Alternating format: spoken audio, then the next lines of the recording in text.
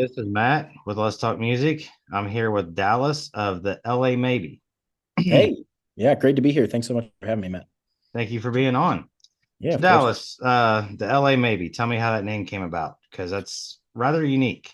Yeah, we get this question a lot. It was a phrase I heard. I was sitting in the airport in Chicago, I think, and I heard someone behind me say, "She gave me the old LA maybe," and I thought, "Oh, that's perfect. I love that." So we'll use that as a name. So it was going to be the LA Maybes, and we just decided to just drop the S, and then the name was born. So that was like in 2016, way before we knew. We it was just a couple of us original members at the time. We didn't know what kind of music we would write, and we didn't even know if we'd write music. We just wanted a band name. So we started with that. And then, over the years, the band really started in 2021. So you see there was kind of some dead space there, or 2020, sorry. So there was some dead space there. But yeah, that's kind of where it all came from was that day, I think. So how difficult was that, starting everything out in 2020 with COVID going on?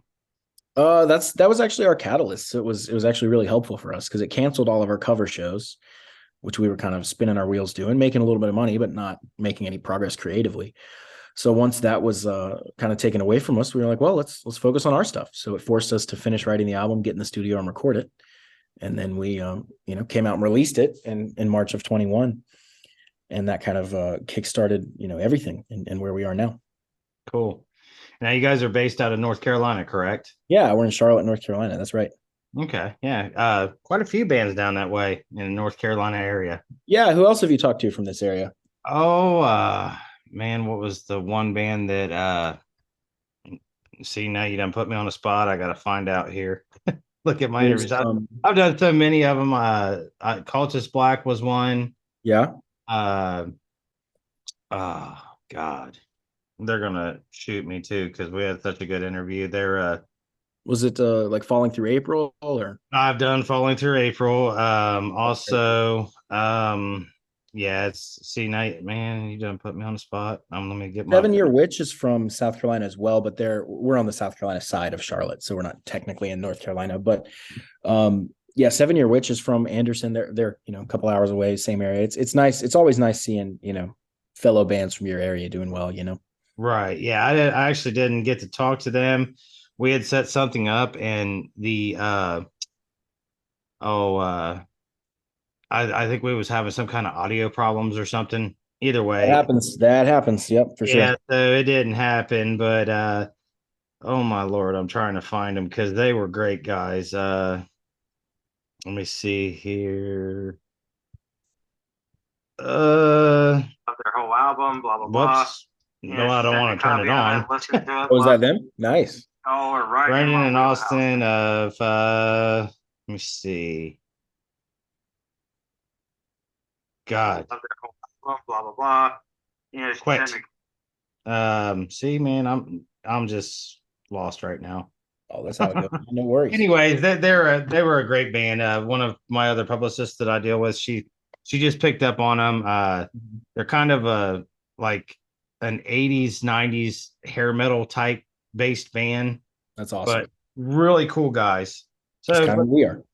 North Carolina is pretty adverse for music. Yeah, we have a lot going on for sure. We're never really here, but we you know we're definitely around. So So getting ready to hit Europe December 3rd. yeah, yep, we're leaving here Wednesday. It's Monday when we record this. Already tired. But yeah, we're gonna be heading over to the UK. So we'll be doing the UK for most of December, and then we'll be back home and we'll have Christmas at home and then a few other things and a couple New Year's gigs, and that'll wrap up our 22, and we'll be looking at 23. So have you guys been to the UK before? Yeah, we toured there in May. We did a few shows, and then we did Spain as well. So it's going to be fun to go back and see some familiar faces and see some familiar venues. And then this tour is a lot more expansive than the last one, so we'll see a lot of new faces and a lot of new venues and a lot more traveling and stuff. So we're really excited about that. Awesome. Yeah, I do interviews over there too. I mean, it's Mhm. usually I do them on a Saturday or Sunday because of the time difference, but just did Yep. one with a band called Swan Song, Okay. based out of Finland. Very cool. And Nice. it is, man. I really like it. It's because it's exposes me to a different culture of music. I mean, Yeah. we have our metal and our rock here, and then theirs is it's not completely different, but it is different. And it's really cool to find out how, the differences are. And, it just, I love talking to musicians, period. Yeah, So, for sure. I mean, music is like my passion. I've always loved it. And, I love hearing new music. Really dig your guys' style. Um, you know, Tom had sent me the press release for you, and I was like, Yeah. oh, hell, gotta get these guys. Oh, nice. Yeah, yeah. Well, we definitely appreciate that. Yeah, we're just trying to, just spread the word. One person at a time is kind of how you have to do it. So that's Yeah. what we're trying to do. And, I mean, that's pretty much how it is everywhere with everyone today. I Yep. mean, you gotta, do little goofy interviews like mine, and your social media, and all that stuff to get out there, since album sales aren't a thing anymore. Mm-hmm. Which, Yep. Yeah, it's just kind of shifted. You have streaming and merch sales, ticket sales. You have all sorts of different kinds of revenue you can make these days. So it's just kind of diversifying the portfolio, so to speak, and getting out there and staying out there and playing the game that the industry requires you to play now, right? It's just that the game's different and the parameters are different. So that's kind of where we find ourselves, and all the other artists find themselves, unless you kind of already are big, and then you can kind of play the game your way. right. But not so for new artists most of the time.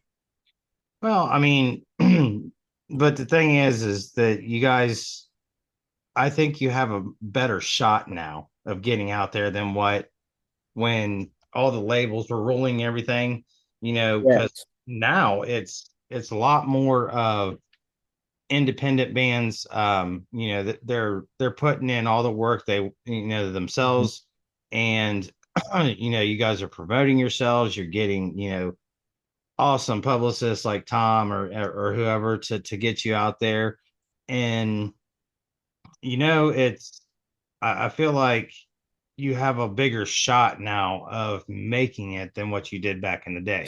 Yeah, probably that's probably true. There's no real gatekeepers anymore. Mm-hmm. If I want to reach people, I can just start a Facebook page, put a song up, run an ad. Done. Right. I'll reach people. I'll reach new people every day, targeted based on what I say. And the more money I have, the more people I'll reach. It's that simple. True. And that's all you have to do. Where in the past you had to go to some guy who was going, you're gonna be a star, and he's gonna sit you down and he's gonna own 60% of your career. And it's just not like that anymore. So for better or worse, because now it doesn't matter really if you're good, so to speak, or good is definitely relative. So who is to say what good is, So Right. it matters if people are responding to what you're doing. Whether you might think, oh, that guy sucks, but everyone loves it, so it must not suck. It's like, I don't know. So who knows? But it's just kind of where we're at. There's everything has been splintered where, I always wish I came up in the 40s or 50s. There was like three bands. If you were in one of the three bands, you were a superstar rock god for life. True. And now it's like there's 3 million bands. So it's like it just doesn't work the same way where you don't there isn't another like Rolling Stones. So yeah, it's just kind of the current state of the industry, which is fun. We're definitely not complaining. We love it. We came up with it like this and have seen it change and stuff. So it's fun being kind of young guns on the scene because you get to play the game instead of try to fight the game. Right. So what was it that, made you get into music, man? What made you pick up a guitar and say, this is what I'm gonna do? Yeah, it was Guns N' Roses. I heard Welcome to the Jungle as a kid, and I just thought, that's it. I want to do that. That sounds good. So I kind of just never looked back. I'd actually had some guitar lessons before that when I was much younger. I was 12 when I started guitar for real. But I think I started lessons around 7 or so, and I just hated it. I didn't want anything to do with it. Never practiced. I played an acoustic guitar. I thought that was lame. So didn't want anything to do with it. And then, heard Guns N' Roses and decided, oh, I'm gonna get an electric and try this for real. And that's when I started playing guitar. And I was 12 and yeah, I'm turning 30 in the UK this year. So that'll be fun in just a few days. And here I Nice. am still playing. So it's kind of how it goes. Well, happy early birthday. Oh, well, thank you. So what was your first guitar? Your My first. very first electric guitar. I think that was this. it was like a first act. It was a really cool, it was actually not a bad guitar. First act gets a bad rap. It was not a bad guitar. I can't remember the model name, but if you look up, it had one of the coolest body shapes still that I've ever seen. Let's see if I can find it here. It was a first act electric guitar, and it was like red and white, and it kind of looked like a Les Paul mixed with like a Mockingbird. And I'm really thankful to have had that guitar because, yeah, here it is. The first act, if you want to look it up for yourself, ME501. It's, definitely a cheap little guitar, but I see it here for $136, which is hilarious, but surprisingly good. And we had, after that guitar kind of ran its course and I had it for many years, played it a lot, me and my friend decided we would try to destroy the guitar like they do in the movies, right? Mm-hmm. Like, okay, we're going to grab it and we're going to sling it over our head and we're going to slam it on the ground. And we did that. And all that happened was it just sent a shock wave up our arms. And the guitar was, besides a nice little scuff, relatively unharmed.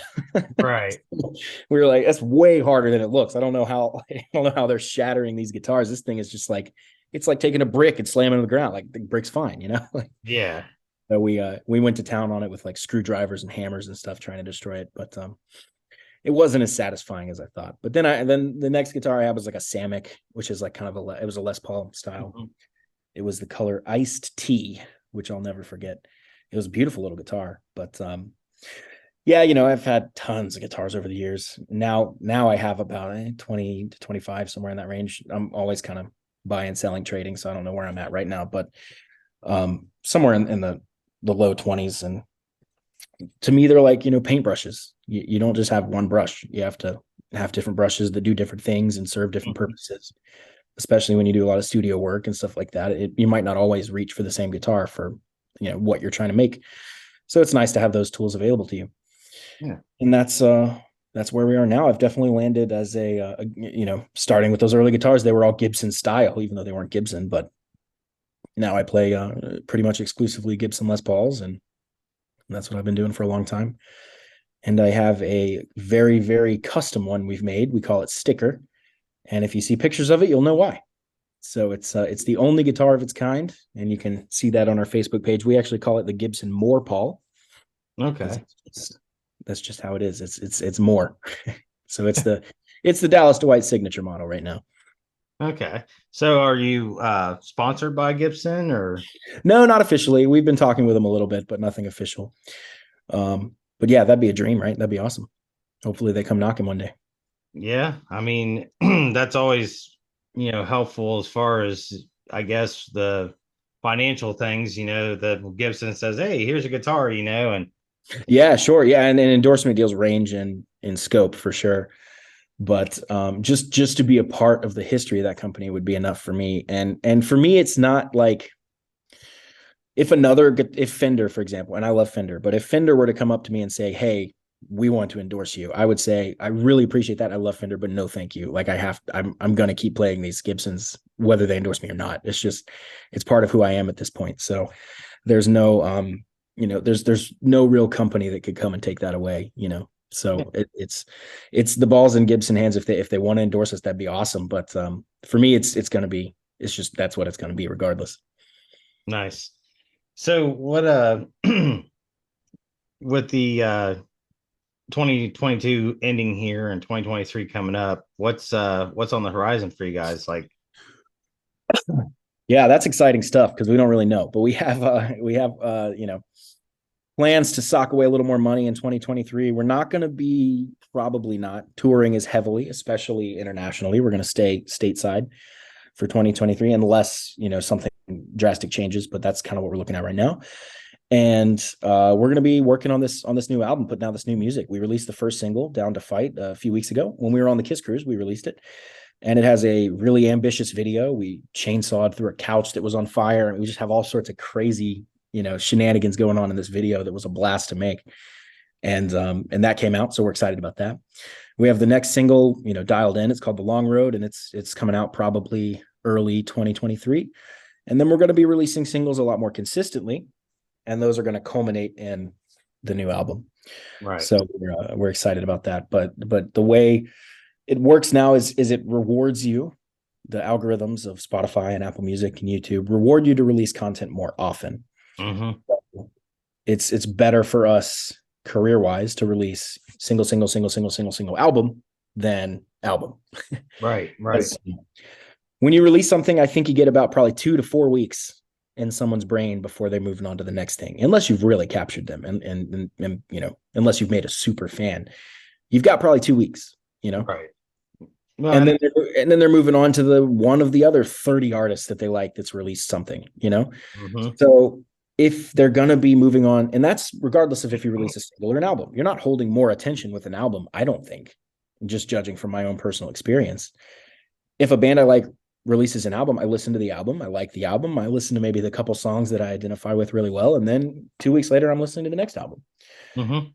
So it makes more sense to me to release a single, and then they Yeah. forget about us in 2 weeks, and then we hit them with another single, and they forget about us in 2 weeks, we hit them with another single, and we keep doing that instead of just hit them with an album, they forget about us in 2 weeks still, and then now it's 2 years before we can be back with more music because we just burned it all in one shot. You know what I mean? Right. So it's kind of our strategy this time to go around. We kind of did 3 singles and then released the album Dirty Damn Tricks. So this time we're going to probably do 10 singles or at least 9, and we'll see, kind of just do the whole album as singles and then release the album and just use the year to kind of really build and stay in front of people's eyes with new stuff constantly. Yeah, I mean that's a lot of bands are doing that. It makes perfect sense. I mean, um, you know, just like you explained, 2 weeks, 2 weeks, 2 weeks. I mean, there's other guys that are doing it like by the month or Yeah, every. two weeks releasing is definitely too fast. It would be probably 6 to 8 weeks, but those people are, the majority of the drop off happens real quick, and then you have a few stragglers, and you release a video, and kind of goes up and down. But every 6 to 8 weeks, coming out with something new is a good goal, I think. Yeah, I mean, because it's not like when we was younger that, like you said, I mean, I would go buy a cassette tape and I'd wear that thing out. You Yeah, know, I mean, I bought the Black Crowes first album on CD at Best Buy or whatever when I was in 10th grade, and I played it till it stopped working. So mhm. Yeah, and I mean nowadays, people's attention span is not very great. You yeah, know, I don't even know if it's that the attention span has changed so much over the years. I think there's just more things plying for your attention. true. So it's like if you have 100% bandwidth, you don't have any less bandwidth than someone did 30 years ago. I don't think you just have 100 more things that are trying to get your attention. Right. So it's like you still have the same 100%, but now it's 1 1 1 1 1 1 instead of 20 20 20. So I think the optics are that we can't focus on anything. I don't think that's necessarily the case because we focus on what we want to focus on. Hmm. Just that we're pulled in a lot of different directions. So again, that's part of the game that we have to play because it's society now. So you kind So, of figure that out. Be different places, do different things. Try to keep people's eyes on you. Ads, marketing, promotion, all that stuff. right. So how was the Kiss cruise, man? The Kiss Cruise was awesome. We had a blast. Hanging out with Kiss, Black Label Society, Zach Wild, Hmm. Sebastian Bach from Skid Row, Richie Cott, a lot of our favorite artists, Kotzen. And it was just super fun. Played 3 shows on the boat, made a lot of new friends, a lot of new fans, sold a ton of merch, and then got to just be on a cruise for a week. It's really cool. Awesome. Yeah, man. So, do you happen to make any new contacts during that time, or? Yeah, we met a ton of people. Every we couldn't go anywhere without meeting somebody that did something. It was just crazy. Doc McGee watched our set. Tom Zutot, who the famous A&R guy who signed Guns N' Roses, watched our set, and then Right. sent us a nice Instagram message after and everything. It was real. We never got to meet him in person. My other guitar player did, but I didn't even know he was there until he messaged us after the fact. I was like, oh, whoa, Tom was there. That's cool. But yeah, it was just cool. Everywhere. I mean, I met the owner of the Fox Theater, the people that worked at Sturgis. Just everybody had something that they were involved in, and it was just crazy. Met a lot of people from our home that didn't know who we were, which was kind of funny. I'm like, oh, hey, we're all here now. Come check us out. So it was fun. Yeah, that's actually my favorite way to vacation. Yeah. I feel like it's the cheapest way to go, and it's the most fun. And I'm a water baby. I love the Yeah. water. I love the ocean. I'll jump in a creek. I don't care. Yeah. So, but I have yet to go on one of these cruises. Because they've had several of them. and Like the rock Kiss. themed ones. Yeah. Kiss has this was Kiss Cruise 11. Right. They've had a lot of them, and we met tons of people that have been on all 11. So did you actually get to like talk to the guys from Kiss? Oh, they were around, but they're definitely a little hard to reach. They kind of keep to themselves a little bit. But there was, multiple times I'm standing here watching a band. I look over, Paul Staley standing right next to me. So, oh, hey, nice.